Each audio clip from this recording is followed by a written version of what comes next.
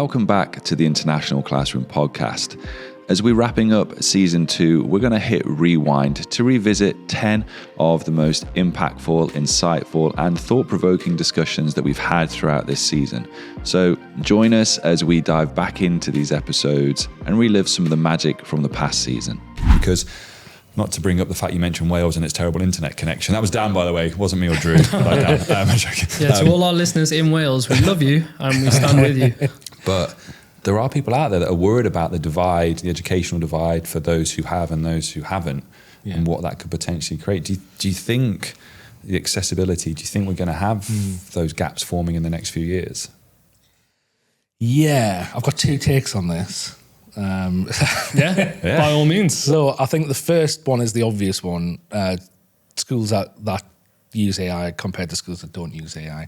COVID really shone a light on those who had students who had the skills and the hardware to be able to access online learning versus the students who didn't have skills and didn't have the hardware. And I was working in a high school in an area, an old mining village in County Durham in the UK, which isn't the most privileged area in the world, and that kind of gulf really shone through. So we had students who were literally, because they had the skills, because they had the hardware, were learning more at home than they would have if they'd been in school. And then the opposite end, we had some students who just didn't learn anything for 2 years. So we already had a gulf. We already had a massive gulf. Now, if some schools are going to start using AI, or even some students going to start, which they are, in spite of despite their school telling them to use it or not, and then some students not using it, that's going to be 100 times. It's not just going to be double. It's going to be 100 times, because the ability and the kind of the doors that AI opens to different skills and to different capabilities, like I said before, it raises the floor. So it raises the floor on creativity, on our ability to do certain things. So absolutely yes. The other take I've got is this. I think, I'm not sure if you wanted to get into this, but I think one of the indirect consequences of AI that not many people in education think about at the moment is non-traditional competition. So most schools, public schools, state schools, don't have to worry about competition, never had to worry about competition. I grew up on a council estate in northeast of England. We went to the local school and then the local secondary school, and that was it. That's what you did. That school didn't have to compete with any other school. It's just really, in the football. Yeah. Now I get that's different for further education. Colleges have to compete with local colleges. Independent schools sometimes have to compete with other schools in the area. However, the core of what they deliver doesn't really change. It's not like Netflix versus Disney, where they've got completely different packages available. It's pretty much the same. Now, we can talk about school culture, we can talk about skills of specific teachers and leadership teams and all of that, but actually at the heart of it, it's pretty much the same. Now, and what might make the decision for some parents is the prestige of a school, whatever it is. But I think, that's traditional competition. I think we're just about to enter an era of competition, the likes that education never had to deal with before, ever had to deal with. And we're walking blindly into this. Not many people actually are keeping an eye out on what's coming over the horizon. And what it is privately owned educational providers who are building online schools right now. And it's happening all over the world. So one I'd like to give an example of is Synthesis out of California.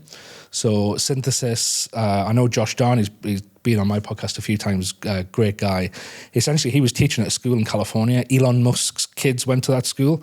And Elon Musk said to his kids, he said, look, tell me which of your teachers is inspiring, who really inspires you. And they said, Mr. Darn, Josh Darn. And he said, why? He says, well, because he gives us real world problems to solve in the lesson and gets us to problem solve. Elon Musk got his secretary to ring Josh Darn and said, Elon wants a meeting with you at SpaceX next week Josh Don goes over to this meeting. Like, I've spoken to Josh a few times about this. He was like literally shaking in the car on the way there, being like, what's going on? So Elon Musk sits down with him. He says, look, you're my kid's favourite teacher. They love what you do, and I like the sound of how you apply the learning. I'll give you some money. Can you set a school up here at SpaceX? We'll give you one of the conference rooms, just like, I say a school of like a few kids. So my I think he's got triplet boys. So he's like my 3 boys and the boys and girls of some of the other rocket scientists. I'll join you in the conference room each day.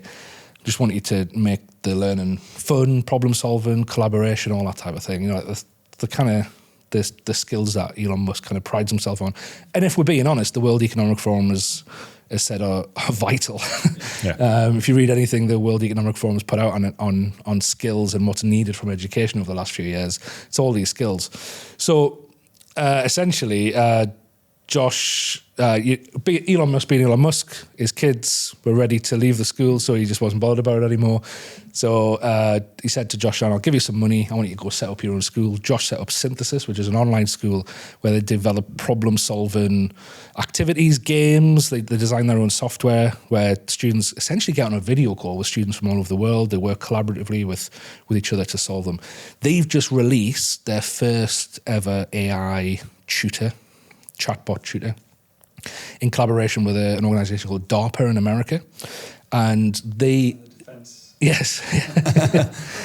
Yeah. And math, they're just doing maths at the moment, but it's with some professor from Princeton University who kind of... So it's not like ChatGPT, it's kind of... They use that technology, but to kind of bring this Princeton mathematician to the students, and then it can talk to them and show empathy and all of that type of thing. This is where the competition is now going to come from. So, and there's loads of them out there. Sora schools, Kidato from out of Africa. A lot of them popped up during COVID and are now going, well, how do we boost what we're doing with artificial intelligence? And we're going to see that. I've got a 2 and a 3-year-old at home.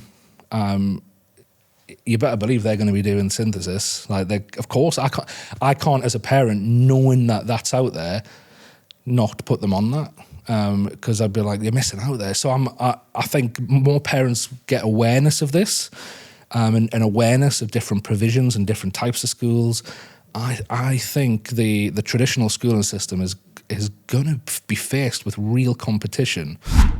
I couldn't think of a better way to start a brand new season. Dan Fitzpatrick, very first episode, and in the lovely Podster Studios as well in Dubai.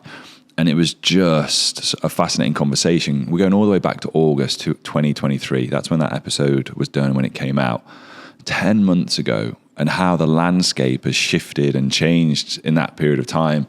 And it's interesting, some of the things that Dan spoke about there. Synthesis. I'm getting adverts come through across my social media, Instagram, and I'm thinking of picking it up for my children to use over summer. And then you think about how AI has completely changed, how the landscape of it has completely changed over these last 10 months.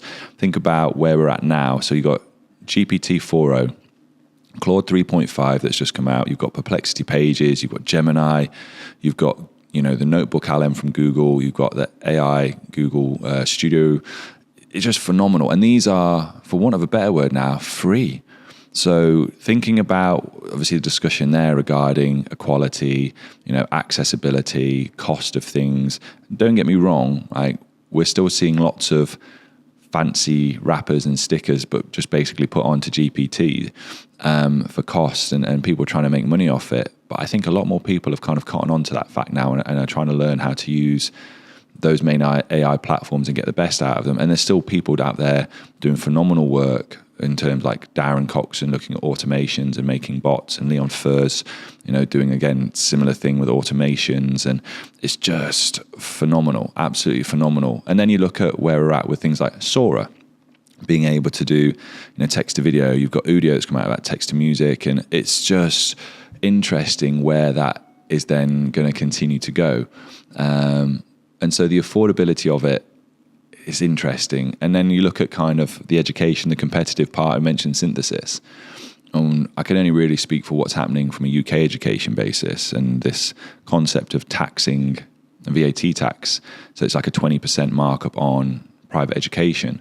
And just reading some of the comments that headmasters or principals of these schools are making, and how quickly forgotten like the work that they did through COVID. It's like I'm out of the country. We're talking from an international perspective here, and just seeing those of how then affordable education, will we see then more of a shift to, let's say, is it Sophia's school that we've got online schools, or these ones that are international online schools that are taking place?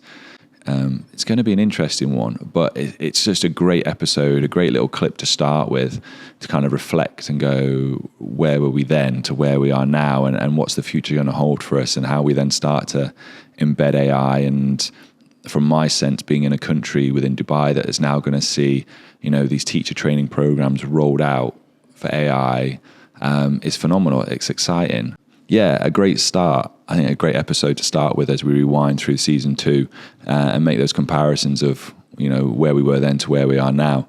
And if you're interested, go catch that full episode with Dan and Drew and myself. It's just a great conversation about AI and as a great reflective point. But yeah, thank you for joining us on this quick 10-minute recap of the top 10. It's the 10 for 10, as it were. And I'll speak to you and see you in the second one coming very, very soon.